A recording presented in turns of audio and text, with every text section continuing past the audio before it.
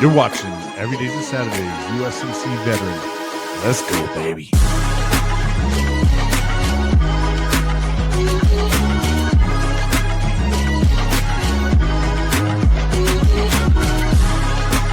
And here's your host, Brian.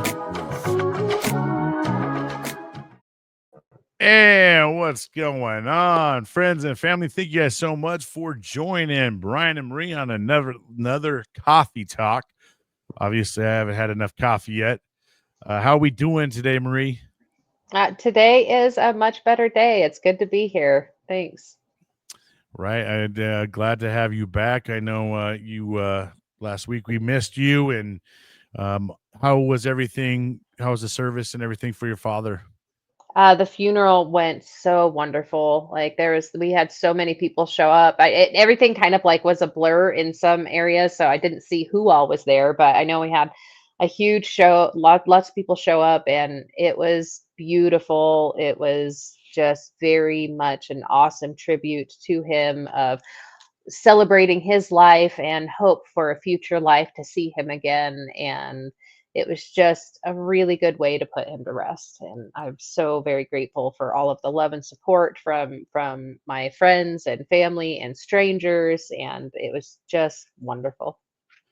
Yeah, it's kind of crazy how much like a funeral or a service for someone that you've been super close to, like kind of level sets you and kind of brings you back down and makes you have a lot of realization to think how short life is and uh, how meaningless some things are that we put so much effort into, right? And Yes. you find out, wow, you can't take so many of the things that we all cherish and love with us, you know. So you know, well, glad to have you back, and let's go ahead and kick off some coffee, and then when we come back, we'll get one of your poems. Hopefully, you have one lined up for us today, and Yes, so sir. let's go ahead and brew some coffee by Cash Coffee.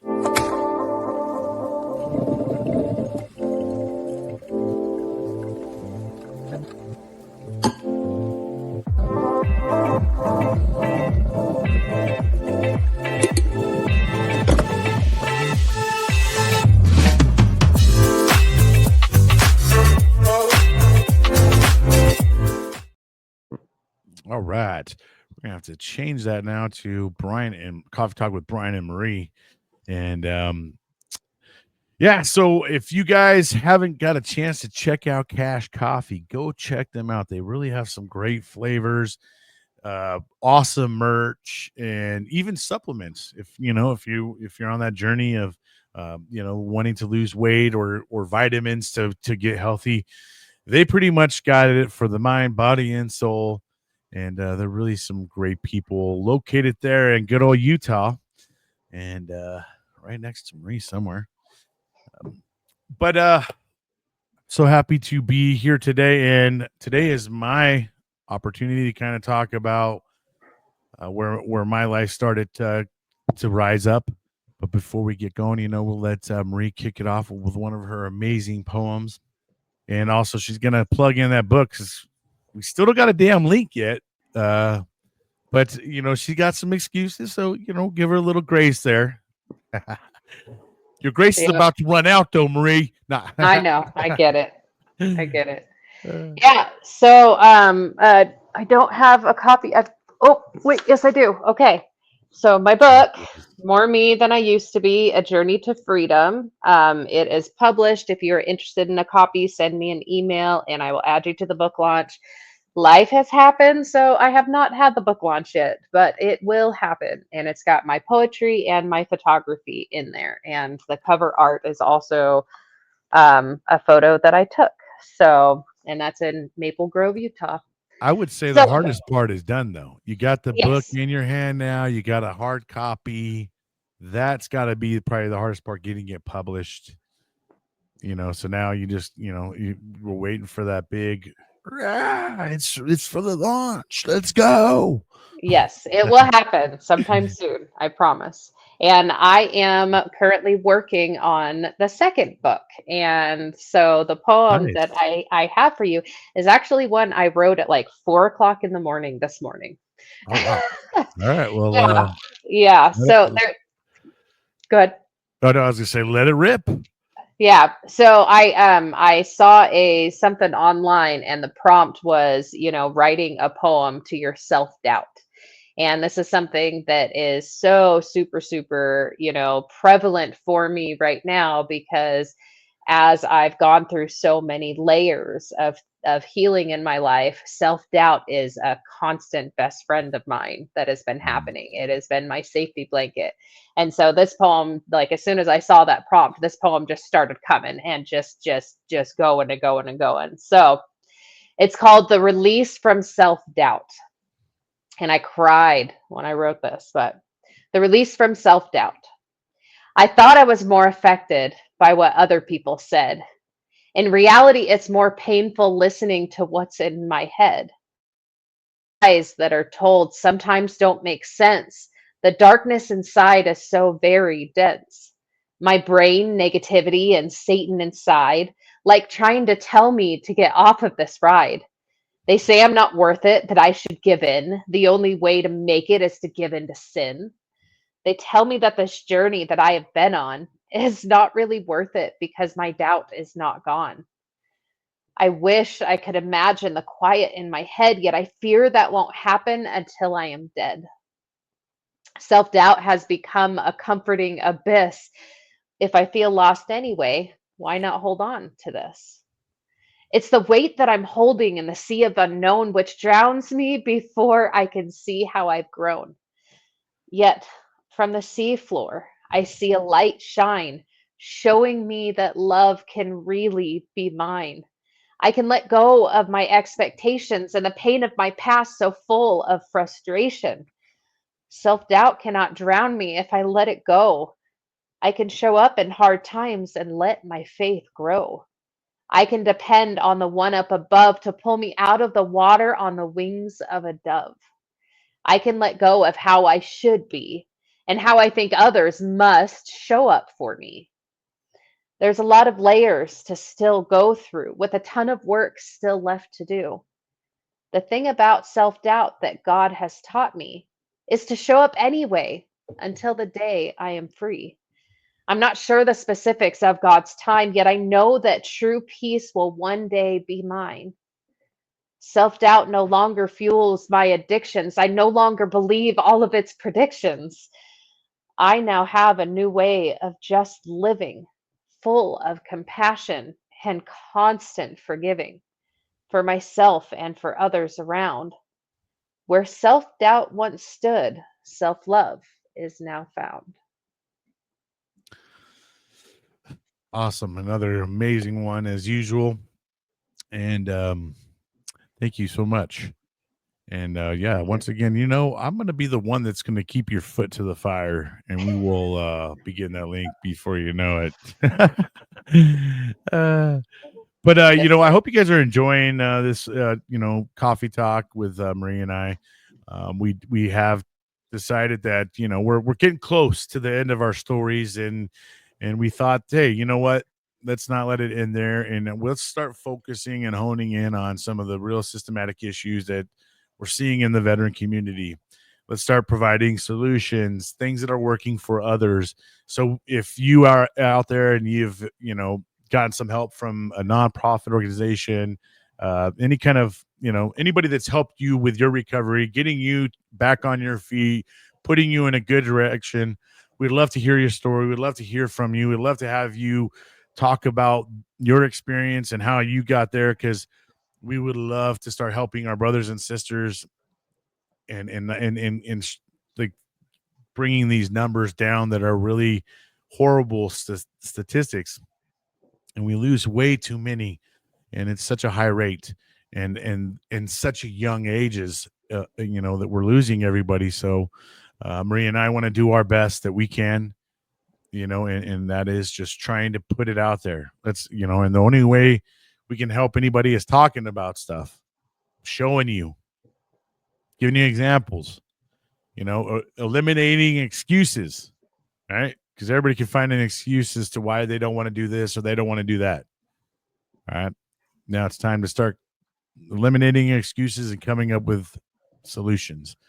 Um, but all right. We're gonna go ahead and kick this back off. The last time I had talked about my story, we kind of talked about how I went through a really nasty divorce with my ex-wife, um, and just the the experience that I had after going through that divorce, and it left me kind of in shambles as a man, losing my kids and everything through the divorce. And I didn't really lose them. It's just I lost time with them. Right. I was used to waking up to them every day, and, you know, going from that every waking moment to now you got selected time. It's a really rough pill to swallow. And, along with that comes, I had to start paying child support. I wasn't used to paying child support, and I'm losing a part of my paycheck that I was so used to having. And, I was living with someone that we were sharing our bills and everything, and that person was gone. Now everything was 100% on me because everything was in my stinking name. Right. So I'm sitting here just really drowning. I have nothing. I'm losing everything. I'm losing my house. I'm losing my vehicles because I don't really have nowhere to put anything. I'm leaving a whole home practically furnished, couches, TVs, just materialistic items that I could not take with me. And this is a point where I think I was super humbled, and it made me realize how materialistic items could be replaced later down the road. Like all that shit that I lost, it was really a rough thing to my pride. It was hard losing all that stuff. But now that I look back at it, it was all replaced, and if not better. And so it may seem like when you lose everything that you just lost, right? And there's no hope there for you. Because I was there at one point in my life where I just felt extremely hopeless. I couldn't provide for my kids, even when they were coming with me. I'm having to give their mother, when I got hit with the child support, I was already in the rears, because of the way the system works. So when I go in, so they start taking a portion of my paycheck. So when my kids come and see me, none of their money's coming with them. So I'm sitting here trying to really provide for them as they're with me too. And I'm, we're eating top ramen, and I'm really stressed out. And I know I'm not at this point in time a good father to my kids because my anxiousness and I am a wrecking ball. So I know when I'm around them, I'm just anxiety ridden. Well, just to kind of paint the picture a little bit, and I think I've explained this before, but the way that I see it, so you went from having dual income, you had two people, taking care of all of this stuff, you had all of this stuff, and then the income gets cut in half because she is gone. And then your income gets cut in half again because now you are paying child support and providing for yourself. And so then it's the straw that breaks the camel back that not only are you at a quarter of what the income that you've been used to take care of this, well, now you are having to take care of these kids on your own time without any support from her.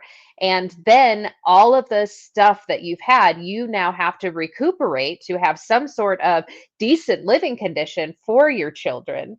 So that is a huge handicap. And it's just like the straw that breaks the back sometimes. Like I've seen so many fathers who are or and mothers, if they're on the other side, that struggle because you were just cut in half three different times, And, between and items and time and money. And now you're expected to, hey, the kids are here. Now I've got to give 100% of what I have, which is a third of what it used to be. So, yeah, yeah. and the biggest kicker of it all is that you get used to living a certain lifestyle, right? When you make a certain amount of money, you kind of get used to living a certain lifestyle, doing certain things because you have that luxury. And I'll be honest with you, even when we were married, we were still struggling, right? I mean, getting used to the lifestyle, struggling. So I went from struggling to like fucking, oh my God, how am I going to make it? So we were already struggling as a dual income. Now, like you just said, that income gets split in half, and then they take another like third of my half, and at this rate, I'm just like, oh my gosh, what do I do? So now it spins me kind of in this world of like, oh shit, dude, I can't afford my house anymore. I can't afford the vehicles. I had to start just letting things go, one by one. Yep, there goes a vehicle. All right, you got to lose the house. Started having to try to figure out.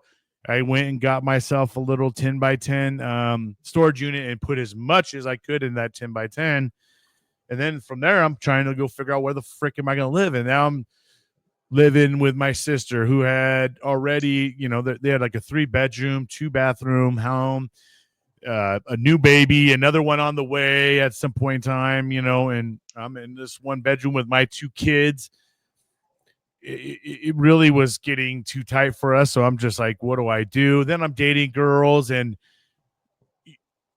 they're offering me to move in. And I'm like, well, shit, I'm, desperate times. And in most cases, I probably wouldn't move in with someone so fast. But because it's so inviting, and now I'm like, oh shit, I kind of get my own space now again. And, my kids are not going to be so cramped up. I didn't really look at everything, right? I'm looking at like kind of like all the good stuff, right? Like, and I'm not even thinking logically at any point right now. I'm so emotionally charged. You're in I don't survival even. mode. Right, correct. And I'm just Yeah. doing things out of the necessity of trying to survive, right? And trying to give my kids the best that I could with the little that I am having, and so here I am moving in with a girlfriend, and that doesn't last very long, and then before you know it, she already has two boys, and they have a visitation arrangements with their father, and then my kids had their visitation with their mom, so it was a little bit no kids, and then the kids were together. Well, it just didn't mash well, man, and I don't think she knew how to handle other kids from, and it's new for a lot of people, right? Especially if you've never been divorced for. She was newly separated from her husband, going through the divorce. It's all new, right? It's new for me too. Here we are trying to combine these two worlds, and we have no idea. We're still actually dealing with our exes too, right? So that's not good. We didn't even cut the ties there, so we still have just nasty mess that we're dealing with. Because like my ex, the only thing that she gave a shit about getting done was the child support part. Getting the divorce finalized took forever. I mean, I actually, when I met my current wife, we had to wait till my divorce was finally finalized before I think well, no, take that back. My divorce was already a year or so, but it was still pretty fresh to being done. I mean, and her and I had been already like separated for like 8 years. It just took entirely too long for that process to get done with, because she didn't want to really deal with it. And me personally, I didn't really want to deal with going to court and all this extra shit too, because she already slammed me with the child support. So I was just like, man, I already have a distaste and everything for the court systems already. I'm not making wise decisions because kind of putting the court off is not a good idea. And I'll get to that later on, how bad it really burnt me doing that later on. So I move in with her, like I said, doesn't work. So I go back, I move back in with my sister and brother-in-law. And, and once again, we're all cramped up in there, and she's talking about moving to Lancaster, which is a different city. And so at this point in time, I'm like, well, all right, I'm going to try to go get myself into an apartment, and, found myself apartment shopping. Um, and then in the midst of this, I meet another girlfriend, and her and I hit it off really well. And we decide to get it to apartment together, sign a year lease. This is someone I had not been dating for a while either. This is another short dating experience. I'm in a bad jam. I need another place. She's like, I want to get a place too. Perfect storm and bad place. So we move in together again. Here I go, and she has two daughters, and I have my son and daughter. So now here we go, trying to do this whole thing again. Now, in that experience with her, she had two different baby dads, and um, one of the dads was part of the baby's the her daughter's life, and the other one wasn't. So she always had one all the time, and the other one would have visitation. And of course, this was a very trying to make things work, trying to play the married life, instant family, and thinking, that like that's all going to work and do well. No, that didn't last. Another failed, maybe three. I would say now more like 6 months we were living there. So we had another 6 months left on this lease, and I can't afford to stay there by myself. I again, I need roommates. I need roommates at this point in time. I need someone that can help pay the rent. I am not in no position to be the sole breadwinner, cover the bills. With me, you're going to have to help because I already half my shit goes somewhere else already. I need supplement income. I can't, cover all these bills. So I think that was a little bit of a hard pill to swallow for the girlfriend. And, couldn't provide that luxury life for her for sure. And I had to deal with so much baggage from my ex because once again, we're still not 100% divorced. She hits me gets me in the balls or whatever. She just creates chaos. She used to create a lot of chaos whenever I was in a relationship, and it would spin me out of control, and it just wasn't healthy in the relationships. The girlfriends obviously don't want to deal with some spiteful ex girlfriend, wife who just is after me for whatever reason. It felt like. Um. So once again, it just that relationship didn't work out again, and so here I am again trying to figure it out.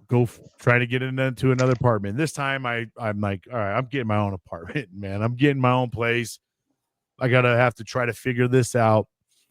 My finances were finally, I'm kind of at the point of trying to live with what I'm making and learning how to live with the new amounts and stuff. I'm still struggling though, right? And when I go to try to find a place, just the reality of everything hits me like, oh my gosh, I'm not gonna have no money left over, because now the bills are 100% solely up to me.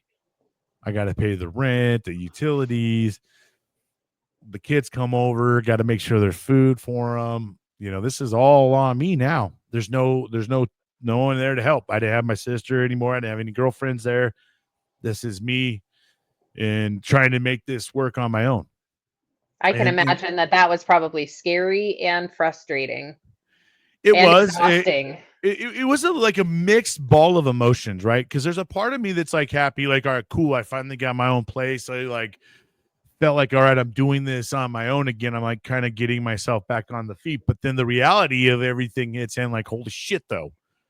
I don't even know if I could afford this. I might be in over my head. So now I am playing that game of like, oh shit, my funds are really tight. And I started getting into this world of the check cash, this check into cash places. And trying to go get like an advance on my paycheck. And once you start those goddamn things, let me tell you, it's a vicious cycle that you can't get out of if you're in a bind. And sometimes if you try to go to two different places and you start doing more than one, oh lordy, you get yourself in a very tight bind, and you can't mess up with those places. Yeah, I've heard Um, some horror stories of people who get stuck in that and they wind up having to declare bankruptcy at some point because they are just so behind.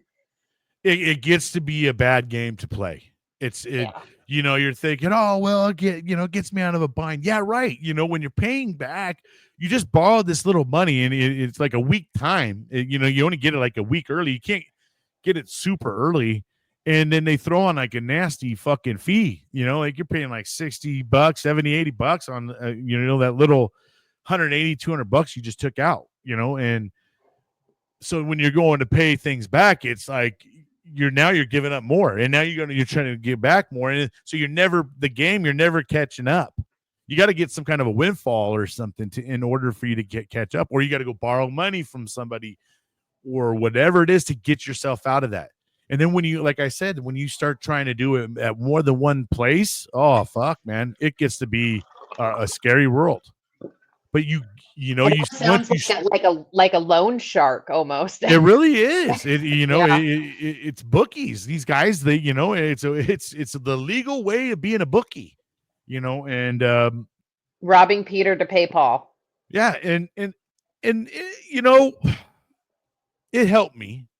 It did help me. I will say that, but it was one of those dangerous things that you don't want to get yourself into, because it's one of those threads you pull on it.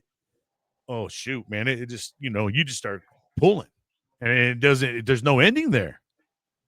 And that's where, like I said, it just started getting really rough for me, where I was starting to freak out, and so I had this year lease at this place, and it's a 2-bedroom apartment. So my kids shared a room. I had my own spot, and then I had my own little bathroom, and then they had like a little bathroom themselves. So it was a 2-bedroom, 2-bath, very small little apartment, kind of in a ghetto ass spot where How old, how old were your kids at this point? Just to get so a at this point in time, they're probably around 6, 7, 7, 8, somewhere. No. It would be it would be 5, 6, or 6, 7. It would be that way because okay. yeah, they were 7 and 8 later. Okay, yeah. So okay. Yeah, so they would probably about 5 or 6, 6 or 7, because they're about a year and a half from each other uh in age. Um so it was kind of a nice little spot, but like I said, it wasn't in the best place in town. Kids had a little bit of a playground to go play on. Kind of had to worry about leaving stuff on the if you left anything out there. I had collected cans and stuff sometimes from recycling. They get jacked. Somebody jacked me for my cans. Like, gosh, damn it, man! Only in the AV does someone come and jack your cans. Um, so after living there for a while, I'm one of those guys that I just couldn't stay single. I just needed a companion. I was always just felt like I needed to be in a relationship to feel kind of whole or something. I don't know. I was always because I've always wanted that family dynamic. So I've always just been searching for that, right? Like I just really earned for having a really good, solid relationship with someone. But that really wasn't a good in the way that I went and did it, because I just started almost like speed dating and then moving fast with everybody, because I didn't let my feelings, evolve. It was more like, hey, oh, I like her a lot, and then I didn't get the chance to really know this person, and so here I am on the dating apps. I meet another girl that I hit it off with really well. She has a daughter, really like her family. Um, they go up to Bullhead City, go down the river, and do all this fun stuff, and it was just a really cool time. Her and I dated for a good 5, 6 months, and then she had lived with her mom and stuff, and then she talked about, hey, I would love to let's get a place, and my lease is at the coming up to the end, so here I am in another position of necessity. All right, yeah, you know what, this living by myself has been fucking tough, and trying to cover all these bills been tough. Having the roommates was as much of a hassle as it was kind of nice to at least have help, into a sense. So once again, here I am, shacking it up, getting a place. We find a house, we rent a house. Um, it was like a 3-bedroom, 2-bedroom house, nice little place. Uh, And once again, moving in with someone, you start to learn about them, and I felt like with this person, I wasn't who I am. I wasn't being myself. I was hiding things that I was doing because she wasn't in favor of them, right? Like I smoked marijuana and stuff like that, and she wasn't in favor of it at all. So I do? I would just go sneak it, gum, devising, act like I didn't do nothing, and I just kept hiding it, right? And then all of a sudden, when you start doing that kind of stuff, that also induces a little bit of anxiety. For me at least, when I'm not doing right, man, my body feels it. I have a conscience. I was instilled very young with a major conscience. So I can't, if I do some shit wrong, I feel it. I feel it in my body. You could see it damn near that I'm anxious, right? So obviously that relationship was going to play its course because I'm not being who I am. We're not, I'm trying to juggle this guy that I really am and versus who she kind of wants me to be. And so I'm not really being me anymore. And at this point in time, I'm trying to be someone else I'm really not. And as I've said this before, it is a very exhausting thing to be someone that you're not. That is exhausting. It comes with a slew of problems when you try to be someone you're not because you don't got everything to be that person. So at some point in time there's going to be shortcomings. There's going to be things that come up that create issues because you're not being that person. You're not walking that line, you know. And then Um you start distracting more and you start using people because you're like, well, this isn't me anyway, so I can just do whatever I want. that resentment starts, a lot of things start to build up where when little issues in the relationship really start to break the foundation easily because there were so many cracks already, right? So Yeah. now you're able to just obliterate it because it never started off with a good foundation. Because if you're not being 100 with someone, you're not starting off on a solid foundation. Because I promise you, at some point in time, you go live with this person, you're going to end up being who you are Mhm. because that's who you are. You know what I mean? Your makeup and all that shit's gonna freaking just wash off at some point in time, and there you are, right? So I just encourage people be who you are, and appreciate, love you who you are, and if you don't find that person that loves you who you are, keep going until you do, because there is someone out there that's gonna love you for who you are, the good, the bad, the ugly. You don't want a conditional person. You don't want someone that's gonna love you because you make good money, and then one day you lose that money. All of a sudden, you're not that good person to them no more. Remember, just if you get involved with someone and they're with them for this, and this or this and that goes away, so does their love, right? And that's not what we're looking for. So I've learned a lot, in through these relationships. And when that one broke off, I was like, all right, cool. I was in a bind because I'm here again on another lease with someone, and I don't want to break another lease. I already broke the one uh, with the one girlfriend at the apartment, and that hurt me. So I didn't want to do this again. So I'm like, oh shit! Now what do I do? All right. Well, I work with a guy at Northrop. Uh, he's in the Navy, veteran dude. I was like, cool, man. He kind of looking for a place. He's living by himself in an apartment. He wanted a house, so cool, man.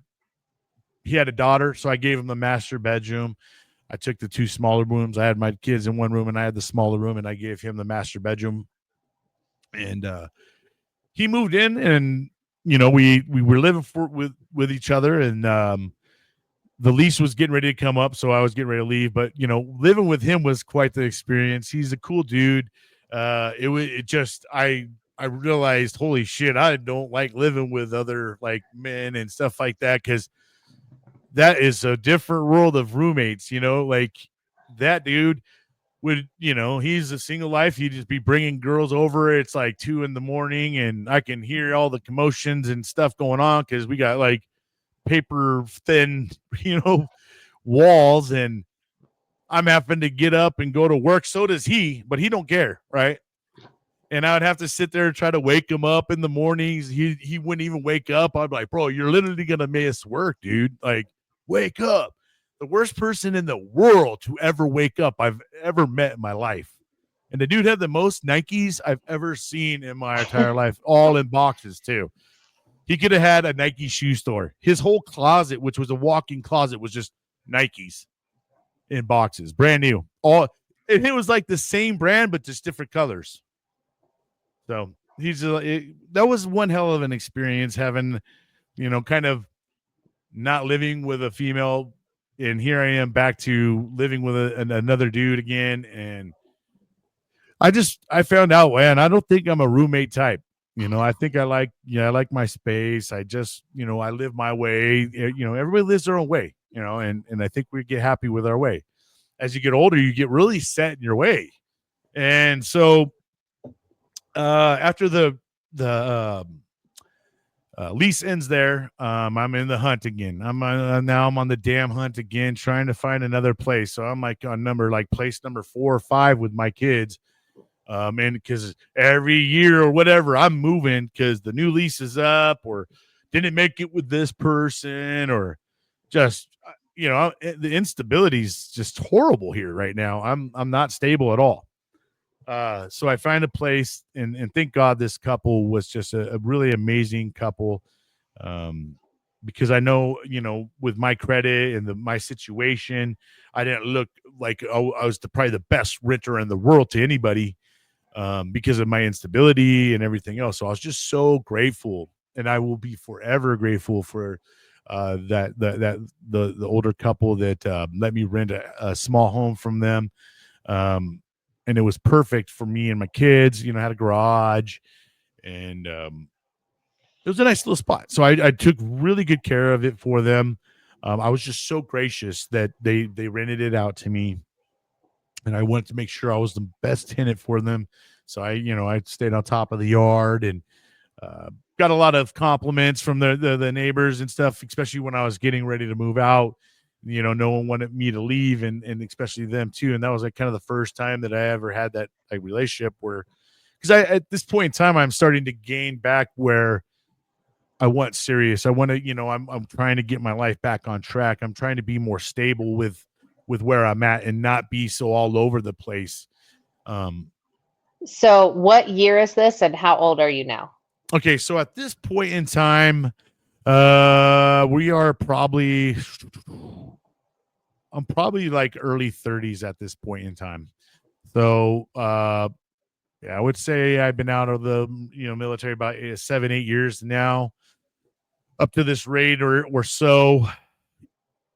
Yeah, because we got all right. So yeah, so I'd say about 8 or 9 years, right about this point. So, what year is that about? Uh, so I got about 2013 or so. Okay. 2013, 2014. That's right, because me and my wife get married in 2015. So yeah, Okay. it's around about 2013 time frame.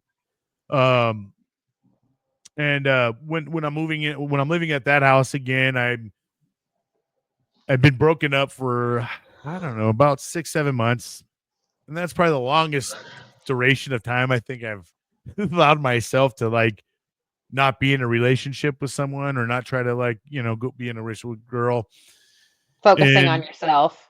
trying to focus on myself and things like that. And of course that didn't last that long, and I get myself back on this, the dating app, and this time I'm like, man, you know what, I am done trying to be this perfect dude. I am just going to be me. And if that isn't perfect for someone else, my imperfectness isn't perfect for anybody, then so be it. But I'm just going to be 100% on this dating app. I'm going to just throw it out there. Everything, if they don't like it, whatever. I'm just want to be 100% transparent this time, because I'm tired of playing the games with these people, because you just start to find out that there's it's all lies a lot of times until you meet someone, and then the truth starts coming out. I'm like, all right, I'm just going to be very forward with someone. So if her and I end up going on a date, we already kind of covered the main topics and the most important parts. So I know that I'm not getting in, getting myself involved in this like treadmill of a game that I kept playing because these relationships weren't moving anywhere.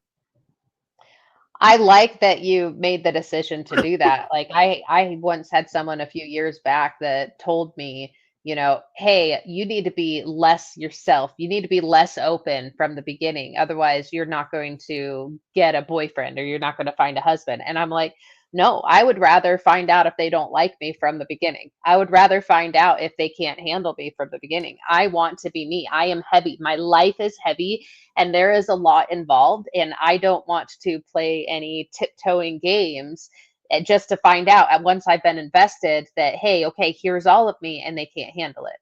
So I like that you kind of made that decision too. It's like, no, we've got to show up as ourselves. Let go of the games, let go of the expectations, let go of the being a chameleon and just show up as you are because the people who mind don't matter and the people who matter don't mind. And that's not just in, romantic relationships. It's with jobs, it's with friendships, it's with family, be who you are and if you lose people or lose opportunities, then so be it. They're not the right ones for you. So let's find the people who can handle us, who can be who we are, who we can be who we are around. And then vice versa. We want somebody who is going to show up as themselves too, so that we don't get this shock like this isn't who I really am. So I like that you made that decision. I'm just going to show up. This is me, and if you don't like it, oh well. So good job There for there was a little kind bit of of getting to that point. there was a little bit of thought behind it too. It wasn't just for me, it was because of my kids too, right? Like I'm like, dude, I'm tired of having to put my kids through every little relationship that I go through, because it, like I've said before, it is really hard to have a relationship with someone without eventually introducing them to your kids because that is such a crucial part of your life. They're going to be there, it in your home at least till 18, but they'll be forever a part of your life, right? And so that is an important aspect that's got to fit the mold. Like you and I could hit it off great, but you may not like my kids, because one of them's unruly, or you just can't. That's not my kid. I don't got to deal with it. So those kind of things come into factors, and that's what makes it really hard. But like I said, I was like, shit, I'm giving it all right off rip, and I want you to understand this is me, man. And if you don't like anything that you just read in there, the best bet is don't go forward, right? Because I'm at an age where I'm pretty set. And I've learned that about myself as I've gone through these relationships and trying to be someone I'm not, and it totally not work out. I'm done with that shit. I'm ready to be who I am. Take me or leave me. And that's how I want to move forward because once again, I'm taking my kids down this damn ride with me, and they're going on every bump, and we're hitting the ditch together. I mean, they're going in through it with me the whole fucking time. Not the whole, not a lot of what I'm doing, but they're still. It doesn't matter. They're in the trailer. You know what I mean? They're hitched on. May not exactly be in the compartment with me, but they're going along with it. And like I said, that was starting to wear on me, and I started having realization now here I am finally starting to settle in with my thoughts of like, man, I really been handling shit bad. I've had taken some courses through work called Dale Carnegie courses. Now that course really helped me kind of like stand back and look at things from a systematic approach in all aspects of life, right? And instead of being such a reactor to things and things like that, and trying to allow things to settle in before you have a reaction. And there's just so many things I started learning through these courses. What are the courses? It's a I've Dale never heard Carnegie of that. course. Now it's teaches you how to work in environments and how to be um,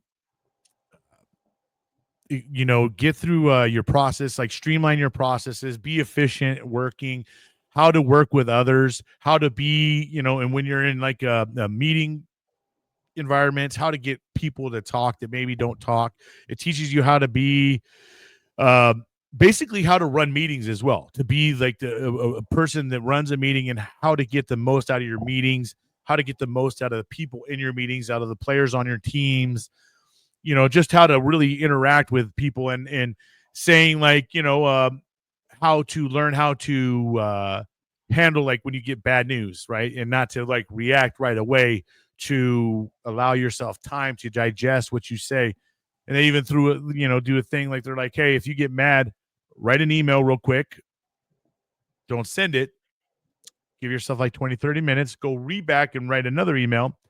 Compare the two and see where you are when you allow yourself some time to kind of not react and allow yourself to process. So what are you doing for work now that you're doing these classes to Okay. help you out? Right. So okay, yeah. Now I guess I haven't really gone along with my career path as I'm going through this. So at work, when I first get into Northrop Grumman is where I started working. It's an aerospace industry. My stepmom had been working there for many years. I think I did say I got the job there on the last thing. Now through the way that I worked myself way up, now I was in the receiving department, and while I was there, I was like, man, I want to start getting my career going too, right? So I want to start making more money. Obviously, I'm losing a lot of money paying child support and stuff like that. So how can I supplement my income? How can I do better? So I'm not struggling so much. And I knew that I had the GI Bill, so I went ahead and enrolled in Colorado Tech University. It's an online college, and used my GI Bill. I think my job paid 80% tuition reimbursement, and then the remaining 20% was paid through the GI Bill. So essentially, I kind of made money going to school. Thank God. Not a lot of people can say that. So while I'm working in the receiving department, I start going to school and going to college, working on my courses. And in the meantime, while I'm working in there, I would go to my boss every 90 days, because every 90 days you can go ask for a raise. So every 90 days, I would go say, hey, I wouldn't just ask him for a raise though, right? I would say, hey, man, I did. I started signing up for courses to make me a better employee. I started doing things like Dale Carnegie courses. I started doing these Six Sigma classes and things like that too. And I earned I ended up being gosh, I can't think of the name.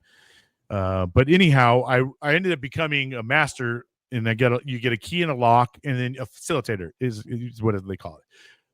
You become a master facilitator, and what that is you bring together people and you run meetings and stuff like that, and they're team atmospheres. They work on team projects, and you do everything in that as a facilitator of the meeting, and it teaches you just how to be a good facilitator.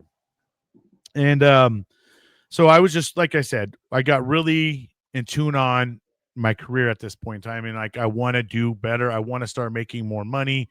I want to start getting myself in top. So I start going to school. I'm telling my employer I really want to start looking, broadening my horizons here. I want to do better. I want to start, what are my opportunities? And so I just, like I said, every 90 days I kept asking for a raise. I kept going to school. And then before you know it, I think it's about 2 years' time, I had started cross training into the warehouse. So I was doing receiving and warehousing, and I'm still going to school, and I'm still taking courses, and I'm just, getting myself better and better. Kept asking for a raise every 90 days. And I had something to take to them every 90 days. Hey, man, I have the X, Y, and Z. Can I get a raise? And if he says no, they don't say no. But at least I don't go to them just asking, right? And I always felt like I needed to show them like I'm doing something. So I always made it a point I made a list of things I can do, and I try to squeeze it in during those 90 days. Hey, man, I'm gonna go knock this shit out, and then so I can go ask. And so that's what I started doing, right? Because someone at work told me, and I listened to that old man. He said, "Hey, the squeaky wheel gets the attention. If you ain't squeaking, you ain't gonna get no attention. So don't be that guy. If you want to do better, you're young." He said, every 90 days you can ask for a raise. And I was like, bing, light bulb. And I said, that's good. Well, I'm not going to go with an empty bucket. I want to show them that I have something in my bucket. So, at least they can, if they're going to deny me, I can be like, well, shit, man, I guess I don't care if I'm better than myself, but what's crazy is every 90 days I did get a raise. And so I kept doing that up into the point where I finally graduate. And now they're like, now the opportunities are better for me. They're giving me different positions now that I have a bachelor's degree. I finally got my bachelor's degree in 2019. I graduated after 2.5 years, because if you go through Colorado Tech, it's all online and it's kind of accelerated. You had to do 2 classes, and they were 5.5 weeks, and then you get a week off. 2 classes. And I was a last minute kind of dude, man. I was, turning in my shit like up to the last minute, dang near. But when I got my degree, that was another huge accomplishment for me. That was finally another moment in time, besides me earning my Eagle Globe and Anchor, where I was like really proud of myself. Like, I did this. This is something that I worked towards, and I finally got it done. Because, man, when I was doing it, it sure as shit didn't feel like I was ever going to be done with it. And there was times where I felt like, oh my gosh, this is too much. I'm working. I'm being a dad. I'm trying to do all this extra shit. That's what I was just going to say. So just to kind of paint the picture again, right? Going back to that 2013, 2014, and up, period. So you're a single father. You're trying to make ends meet with a core, or, a third of what you once had, right? And you are trying to find a way to find a home and stability for your kids. You're trying to show up for yourself, you're showing up for other people. You start, you're dating, you're becoming more you, and becoming more you than you used to be, right? As my wording, more me than I used to be, right? You're showing up as yourself. And while you're doing this, you are also paralleling in your job and doing these classes and bettering yourself and moving forward, instead of letting the trauma of your past beat you down, or letting the hardness of life and being a single father and divorced and all of this other stuff that you've been through, instead of letting that tear you down. You are bettering yourself. You are stepping forward. You're showing a good example to your kids, and you are trying to find that stability in all aspects of your life. So that's what it kind of sounds like to me. Yeah, so I kind of went a little bit, obviously I kind of went backwards in time as I'm going through my career. So as Yeah. I'm going to school and all this stuff too, I'm going through this rocky marriage, and it's just another issue, and I'm trying to raise kids and do all this extra stuff all on while I'm trying to go to school. So when I end up finishing, it was just like, oh, another, like, man, hell yeah. And now I'm like going back to the, work, like, boom, here's my degree. What's next? I'm ready. And so I had already kind of been greasing the skids for myself. I do try to work ahead, right? And I try to set myself up. I don't want to just get complacent, get comfortable. I always believe in complacency kills, right? So I always try to make another move, or I'm trying to, especially because the way my mentality is, like, I've always said, I want to be the best at, if I'm an employee, I want to be the best employee. I want to just be good at what I'm doing, put my all into it while I'm there, focus on that while I'm there. And then that right there, those words right there will come crucial to later down the story as I go through it. Now that I get this, promotion, I have already started working. I worked in the receiving department. I moved into the warehouse and worked in the warehouse, and then I moved over into what they call a parts analysis, parts analysis. And what I would do is I was in charge of setting up the jobs and stuff like that for the parts and for the certain sections, because what we worked on were F-35s, Global Hawks, all these, different planes and stuff like that. So my responsibility was over a section, and I was in charge of all the parts. If there was shortages with them, I had to track the shortages and find out where the shortages were, all these kind of things. Worked on the manifest, all that kind of stuff. So while I was doing that, I kept asking, like, all right, what's next for me from here? And so I went into being a parts integrator now, where I was now going to the analyst and talking to them about the jobs. Now I was actually physically interfacing with the actual floor, with the mechanics and the supervisors, and I'm talking to them about their parts that I'm now getting over from the analyst and all that. And now I have to go to all these meetings and give reports if there's part shortages, uh, whatever may happen. If sometimes they damage parts on the plane, and then we would have to go try to get new parts. If we didn't have them in stock, we had to go, figure out a way to get these parts faster. Um, and then from there, I worked myself into being a project manager. And that point is where I found myself in a position that I really started to enjoy. I was like, this is my cup of tea, being a project manager, because now I'm kind of the leader of a team, right? And I'm more like the coach.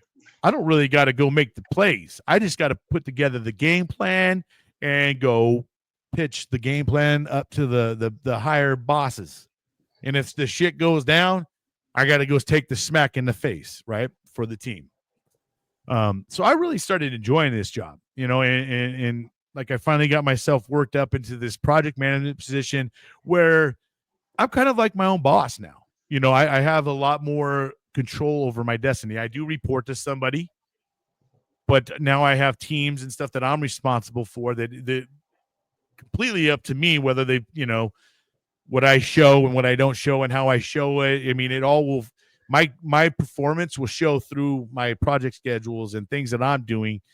And that's why, that position kind of worked good for me, because I wasn't really under anybody's direction. This is me now going forward with my ideas, my thoughts, other ideas, and then, putting them all together.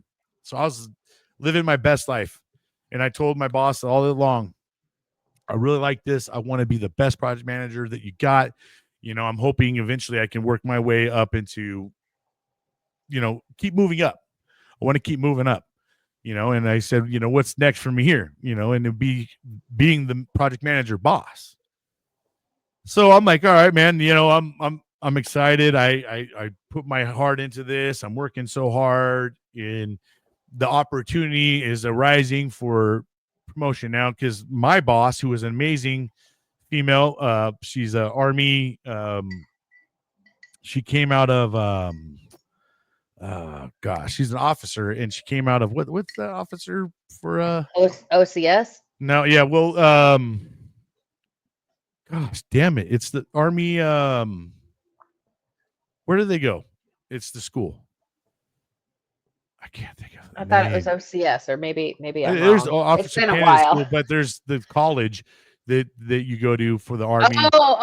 West Point. West Point. Yeah, she's a Yeah. West Okay. Point graduate.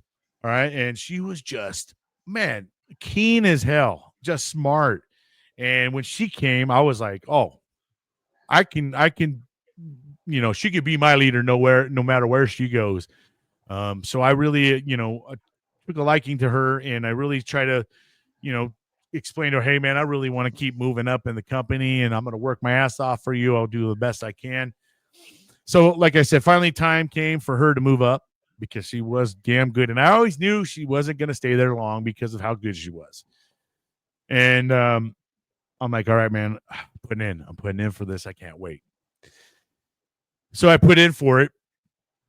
And then I get get this news. It just really devastated me. They said, sorry, they're looking for diverse candidates and you don't fit the mold. And I No. said, what? And I had no idea I would be affected by something like such a thing. And so right then it was like a burst in my bubble when I learned about diverse candidates and what they're doing. And I'm like so qualified for this position. I've been damn groomed for this position. And then who they go and fill it with is a girl that I had been working. She came in way after me, and she worked for me at one point in time and everything. I mean, it just like our resumes just don't mix or match up. But I did not have the cards that she had for being the diverse candidate, and so that really was a big blow to me. And during this time, I'm already. I didn't even talk so much about my ailments of PTSD and everything, but I've been kind of struggling with it here and there. You know what I mean? And now all these extra little things are starting to play more into it because now you're throwing these triggers at me, and now my mind's I'm like now no trust, and I've been loyal, and and just my PTSD is starting to get me, and I feel like I'm on edge all the time. My anxiety, I'm starting to feel it in my body, my marriage, um, you know, just just everything is really starting to weigh heavily on me. Um, so I won't go too far into that because then I'll get more into my story. But nevertheless, when it comes to my job, I really took it serious, and then when I got that news, it really discouraged me and it really hurt me. And everything that had already been happening to me really just started perplexing and being worse. So I just was feeling ways I'd never felt before. Had been getting talked to by my buddy. Hey man, you should go see the VA, bro. You need to go see the VA, man. You should, I've already seen him, and I'm 100%, bro. Like we've been through the same thing, man. And I'm just, no, man. I'm just been really pushing that off the whole time. I didn't want any extra help. I didn't want to fucking deal with appointments. I didn't want to deal with paperwork. I just, nah, man, nah, man, nah. So I kept telling my buddy, nah, you know. And so I basically, once I'll come back to where I kind of was. I met my wife through another dating app while I was, living there. And this time, like I said, I let some time go by. I was thinking I'm going to do things completely different with her. I'm going to be transparent. I'm not going to allow her to meet my kids. I'm not adding her on my Facebook. I ain't doing nothing until we know like this is like a good deal, right? I'm gonna practice a little bit different this time. So, with my kids when I had them every other week, it was every other weekend. I'm sorry. I had my kids the first, third, and if there was a fifth weekend of the month. From Friday, I'd get them after school, and then I would drop them off Monday at school. What first, third, and if there was a fifth weekend. So on those times, during those weekends, they were for my kids, right? And I'm not gonna. And that was kind of what I really held true for this round too. There's no hanging out when I got my kids, so we'll have to work around that, and you have to be okay with that as well. And if they're gone at school, you want to come over, cool. But whenever they're around, we're not going to be together. And so, we did a lot better, I think, with that. But once again, we're in another position. My uh, lease is almost up, right? And she's in an apartment and she needs to get out of it. So we're like, oh, so she ends up coming and living with me for a little bit of time at this small ass house with her three boys. So I got my two kids, her three boys. It's two bedrooms. So all the kids got to be in one bedroom together. I mean, there was just bunk beds and bed. I mean, it was just crazy. And yeah, so I guess I kind of stopped there because I'll get into when we end up getting married and then kind of going further into like how my life got a lot better after meeting her. Obviously, her and I, when we started off too, it was a lot of work, like any other marriage. And you bring, her three kids and then my two kids, and you try to commingle that. It's a lot of work and a lot of patience, and you got to really have love for one another to kind of persevere through those things and work through them. So, but yeah, I know. I'm sorry if I was kind of all over the place with my story. It is hard to kind of like just get it all together, and some of it's like when I get going, I'm like, oh shit, I remember this now, and I remember that. Oh, and because a lot of this stuff I haven't talked about in so long, right? So some of it's like got dust all over it. I mean, cobwebs. I don't even know. I don't barely remember some of it. Um, so just bear with us. I know that some of these things are going to be like going on a roller coaster, but we're getting the gist of it out. And I think the next time we'll go with Marie and let her finish up with, with her current situation and how life's, treating her now. And then we'll come back and kind of talk about how the rest of my life ended, is up to today. And We yeah, might we'll have just to keep going. split the rest of your story into two as well. Like maybe do a Right. 2 hour session and then cut it because I am curious as you've been talking about this, and I'm really glad that you kind of touched base on it a little bit, but you still have your overarching, storyline with your PTSD and your own disability that you've kind of touched base on. But there is this whole story there that you haven't really got into. So I would be interested, next time for you to kind of focus on how the PTSD throughout all of this, in this divorce and the relationship and the job and all of this stuff, how all of that intertwines with it, with your PTSD and your trying to keep going anyway, right? Like I was talking about overcoming that self-doubt and keep moving anyway, because it sounds like you have been. But I'd be interested to kind of see a little bit more of your perspective with your PTSD as you continue on into your current situation with your disability, and then as you are continuing on with your marriage and everything like that. So yours, because you still have another what, 10 years or so to talk about. So I Yeah. think that we should probably split that as We well so that probably we should. can You know get what? more We in probably could detail. just do we could probably do an episode each on our lineage of PTSD and how it's kind of worked throughout our life and just focus purely on that part because the stories are going to always, intertwine that. But if we can stay just solely on where I started to notice things and Hmm. how they got exuberated or whatever, and how the unraveling started for me, and then I smack myself on the fucking ground and then bounce up, smack my face on the ground again, Yeah, Yeah, so we'll kind of go. I think that's a good idea. I think it is to capture that, right? yeah, Because, it has a lot to do with our stories, but it's hard to really put your feelings in perspective as you're going through your story, right? yeah. And So kind of yeah, we touch can. that.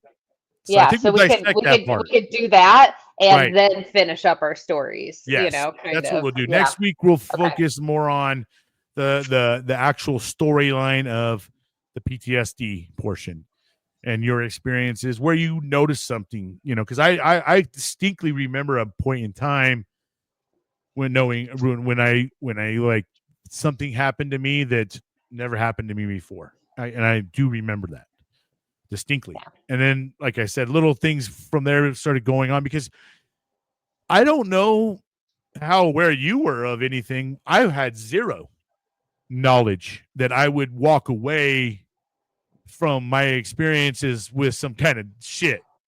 I Yeah. had no clue that Oh was a yeah. thing.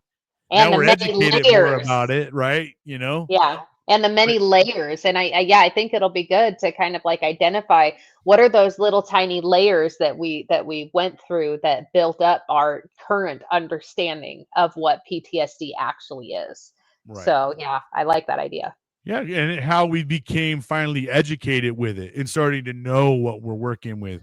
I mean, I'll tell you what, I didn't even know about the 6 different types until you and I just kind of unleashed that part, right? So I'm still learning. Yeah. Still learning today, Same so here. it's yeah, I think that would be a good way to go about it. Is there anything else you want to say before we head out? No, if you're okay, I'll read one more Yeah. poem Yep, to let's do that. bring us out. It's been wonderful getting to know you more. Like I love getting to know other people's stories. And I think that what we've been doing has been really fantastic because it's like opening up doors to like intricate details of both of our lives. And as I'm hearing your story, I'm seeing bits of mine and I know that it's the same thing for me, even though our stories are completely different, we're still Right, on there's this some parallel correlations though. journey. Yeah. Yeah, and so just thank you for being willing to be vulnerable with me and for whoever is listening, it just I love it. And so I just appreciate you sharing your story with me and including me in this. And Thank so you. Same to you. I yeah, thank you. But yeah, so I'll finish up with this poem. I don't think I've read this one here. It's called Insane Sanity. Oh. And it's just kind of a different take on on what some people think is insane versus what other people think is sanity, right? Right. Got you. So this insane sanity that has taken over my mind is something I wish everyone could find. It's the idea that in life I can actually be free from doubt, shame, fear, and misery. For years, I created many false stories written in my own mind's laboratories. Somehow I knew love couldn't be mine, and pushing everyone away was totally fine. I told myself I would forever be victim, burden, slave for eternity. I told myself there was no way out, adhering to negativity and doubt. I always had hope one day things would change, yet I continued firing down that same lonely range. I now know that was the true insanity, continuing on that path of righteous vanity. My ego said I was better than everyone because I was the only person who wanted to run. When I finally let go and let someone else drive, my vessel stopped taking so many nosedives. This is the thought that has taken over my life and cut through all the lies like a burning knife. The secret to escape from where I was caged was learning my movements were on myself gauged. It took me a while to figure this out, and I'm constantly learning to fight the bout. When my brain starts to take control, I ask God to shut it off, free my heart and soul. In my mind, there remains a daily fight. I must ask Him again to let His will take flight. I know if I depend on the one up above and those He put in my life teaching me love, my story may never actually shift, yet the clouds surrounding it will surely lift. I'm a different storyteller than I was in days past, and by reaching out, my insane sanity will always last. Wow. Yeah.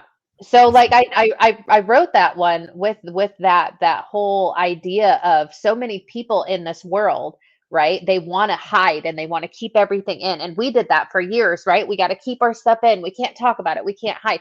And that's the sanity, right? That's the same thing. You keep to yourself. You just keep going and move forward, right? And now I've learned that that was the insanity, and now the true sanity is sharing and opening up our stories with other people. I And like a that. lot of people think that's insane. Like I had a conversation, with one of my brothers, and he's like, why do you keep talking about your stuff? Like, can't you just go like a month without talking about your story? Can't you go a week? And I said, no, because the reality is by me sharing my story, it helps the next person. And they're going to come to me or you before they go talk to a therapist because we've been through it. Right. And so the world thinks that it is insane to be open and honest about our stories, but that is our sanity. And that is actual sanity to help out the next person. So, that's why, I really love having these conversations because it is so super important. And I had I've said this before in here and I'll say this one last time, right? I used to define myself by my trauma. Now I define myself by healing from that trauma. And one day in a perfect world, I hope that I will not have trauma define me at all. But for now, I heal out loud so that I don't suffer in silence. Love that. So thank you for letting me be here, and thank you for healing out loud and for helping me heal out loud. So I'm just really glad to be here. And I really hope, that you guys can see the vulnerability here. I'm sharing stories with you guys that I am not proud of. They're not stories that I want to, boast about and stuff like that. I'm showing you a part of my side that I don't really necessarily share with everybody, so just understand that we got to be able to talk about things that happen. Life happens. And just like she said, the insane part about it is keeping it in like it doesn't and trying to act like you're just some perfect human being. That's insane because ain't no one perfect. Show me one. I would love to see that person. Maybe a little baby that comes out they still scream and stuff. I don't know if they're that perfect. But Yeah. you know what? Hey, I thank you guys once again for joining us on this journey. If you're still with us, thank you so much. Please continue to share this out. It will help us get our stories out and hopefully maybe help someone with what they're going through and some of their struggles. And look forward to the future. The Coffee Talk with Bryan and Marie, and we're gonna bring on some people that maybe are some subject matter experts in this kind of stuff.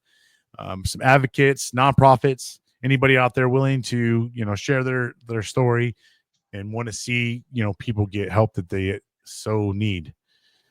But if you have nothing else to say, we'll go ahead and wrap it up and call it a day. I like that. It almost sounded like a rhyme. But you guys have an amazing day out there. You know how we say, don't let the day kick your ass. Make sure you're out there kicking it. Until next time. We'll see you guys. Bye. Thank you for watching. Please like and subscribe.